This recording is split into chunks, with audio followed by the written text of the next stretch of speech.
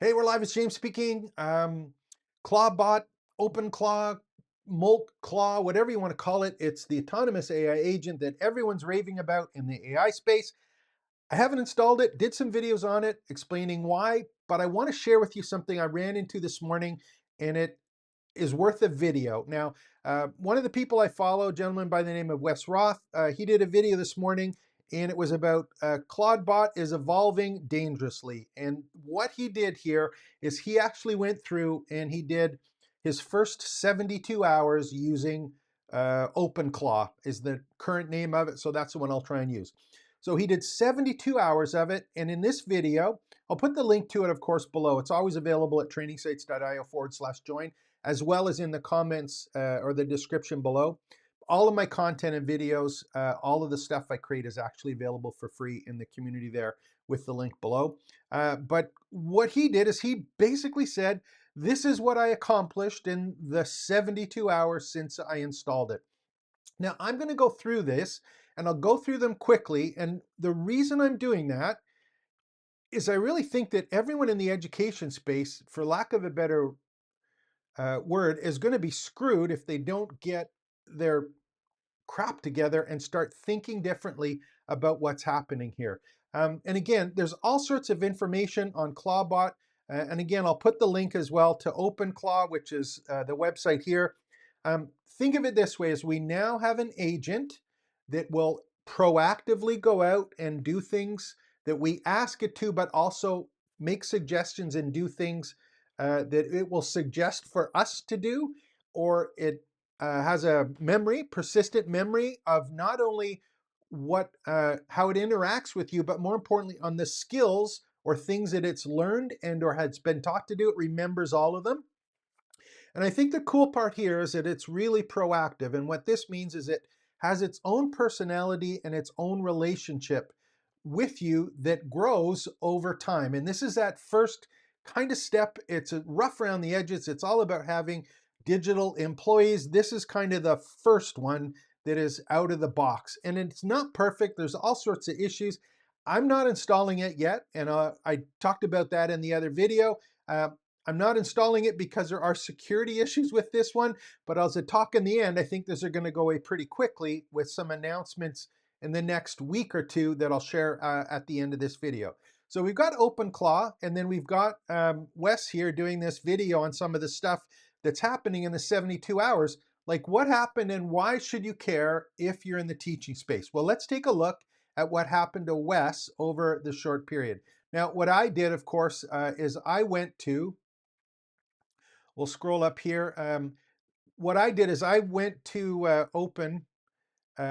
went to Claude Cowork and I said, hey, go and take a look through these particular pieces here and the transcript and tell me what came up with. And I got my notes here, so we'll kind of go through and we'll do this one here so that we can actually go and see it.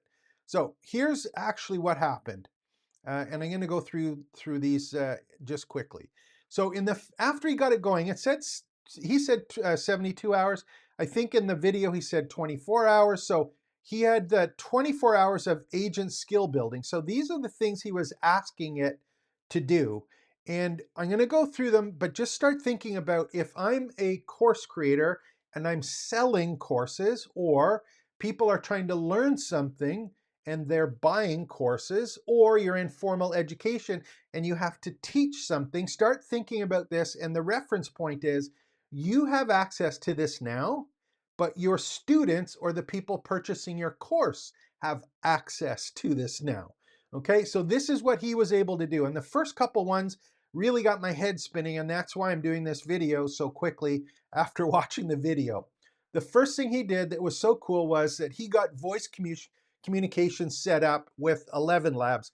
I've talked about 11 Labs before. It is the AI service that basically allows you to interact with AI verbally, and you have different kinds of voices, and in fact, you can train it on your own voice.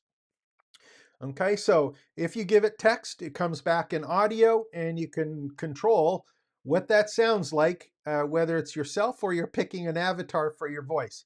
So he basically give it the task to receive voice messages and respond with voice using 11 Labs API.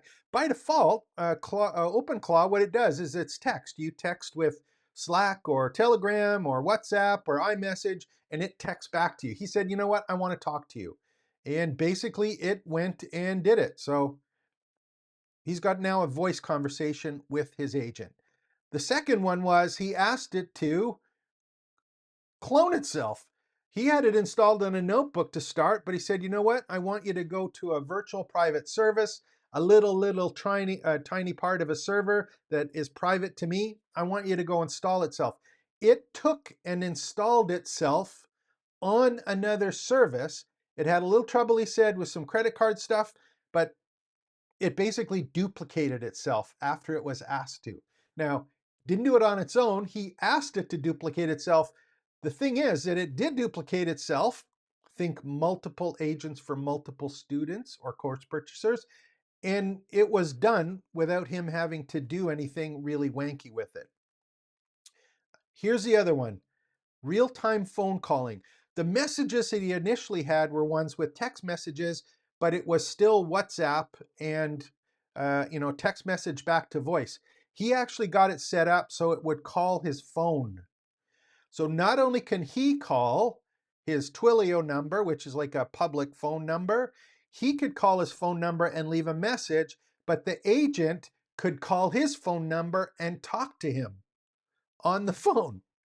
Okay, first 3 or 4 crashed, and then he said now he's got bidirectional conversation with full context. So that means it remembers all the conversations that it's had and can learn from those conversations and start taking actions proactively on previous conversations, which is a bane of our existence when we're doing prompt response because we're always trying to explain ourselves over and over again.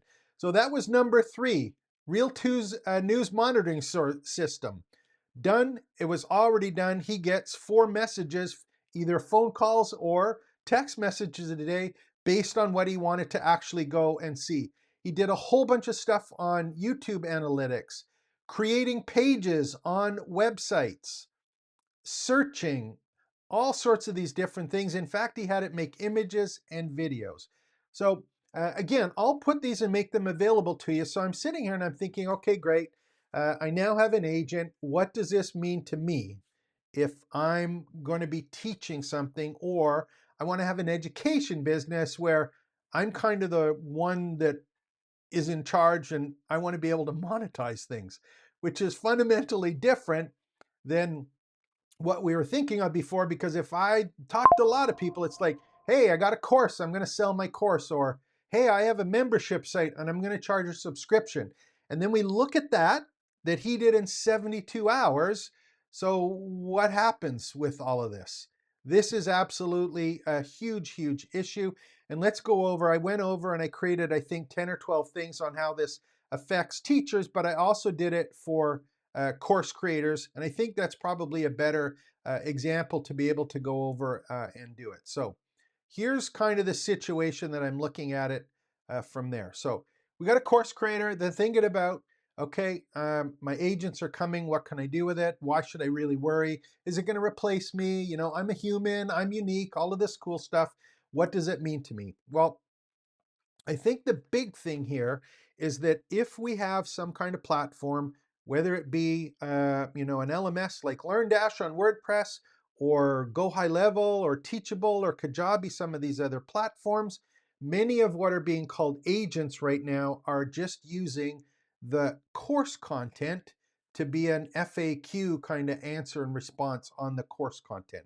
And it's a one-way thing where it's us as the student or the course purchaser asking something and getting a response back only after we ask. So what happens now is this is fundamentally changed because in his example, he had voice communications. So anything that you have as a Q&A or a text kind of document, you've now got a phone number where they can talk specifically to your agent about their issues and or questions. So student leaves a voicemail, I built my landing page, or etc. It references parts from your course. It references the way that it's your agent, It's the way that you have taught things. It's learned from you. It's got all of your skills available. They're talking to your agent. So, and it's voice. One of the things, obviously, that you hate is either leaving messages or at least getting some kind of message back that is a pre programmed one that's based on some decision tree logic. This is now like a real person talking back to us, and it could be in real time. But if you want to leave a message, hey, we're there and it's good to go. One of the things, again, that I'm always struggling with is this whole idea of courses, which I've talked about, and the whole naming of courses. But courses to me tend to be static content in a linear fashion.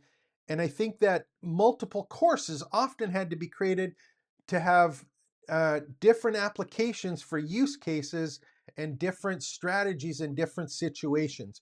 So a course may have been duplicated or not duplicated, or there had to be different versions of different content for different situations. And a lot of times it ended to be, I know for me, it's like multiple courses, and it's like, which course do I take? You get into learning paths and journeys, all of these things that can be pretty cumbersome, and they tend to be static. So this one has got to be an agent skill now. We've got context aware teaching per course. So it's not necessarily a structured course, it's an agent with access to the content, and it's aware of where each individual person is in all of the information and or flows or workspaces that you've actually been. And it adapts to the course's student psychology to determine what is the best way or what are the best resources for me to provide this particular person. So, huge issues. One of the other ones was phone calling.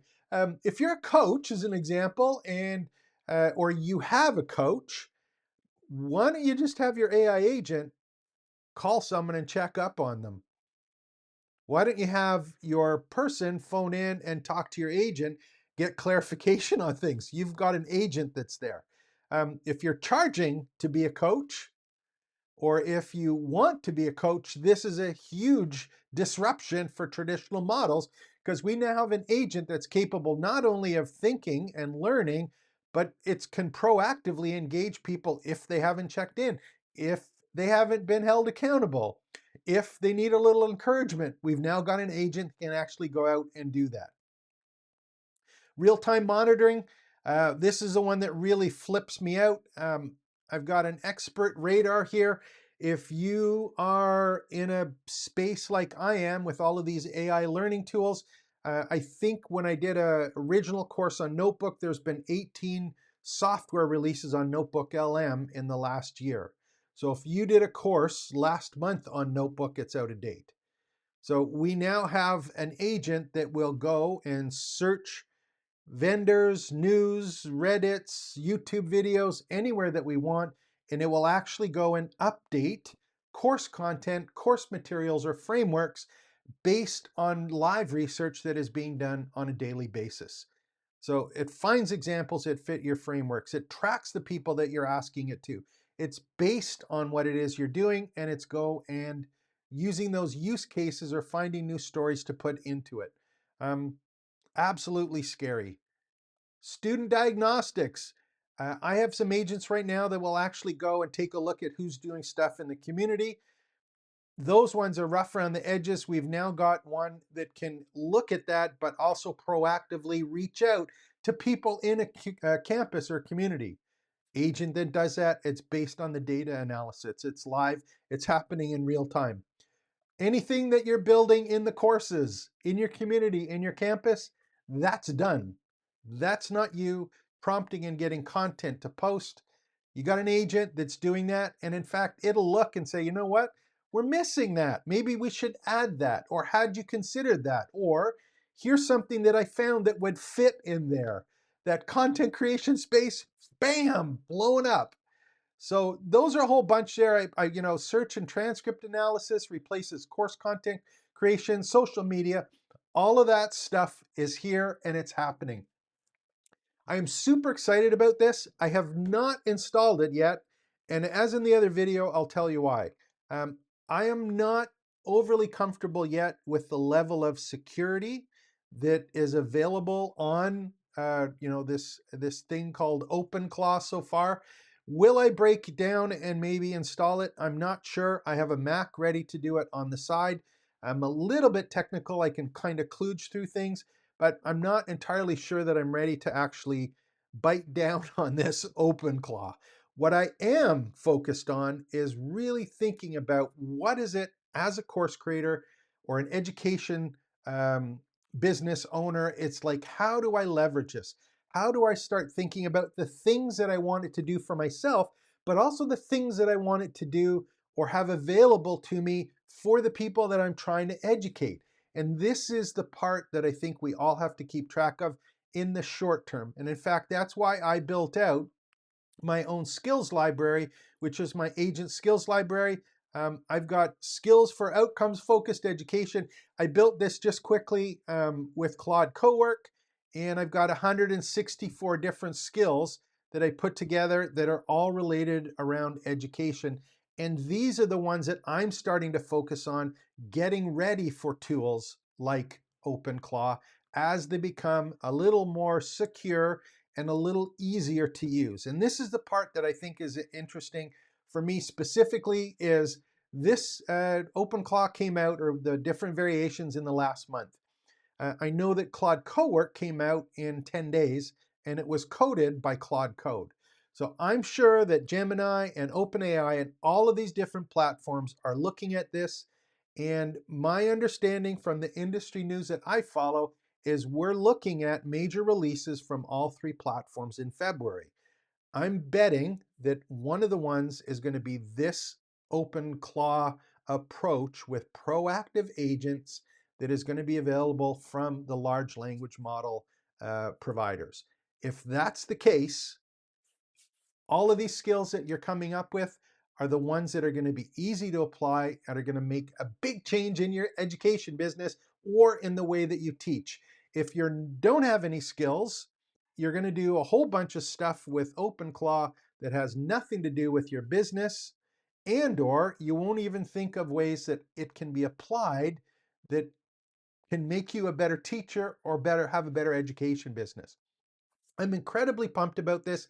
I'm going to create a whole bunch of videos on each of the individual skills, and we're going to keep an eye on this because it's February 3rd when I'm doing this. This has all come out in the last 7 days.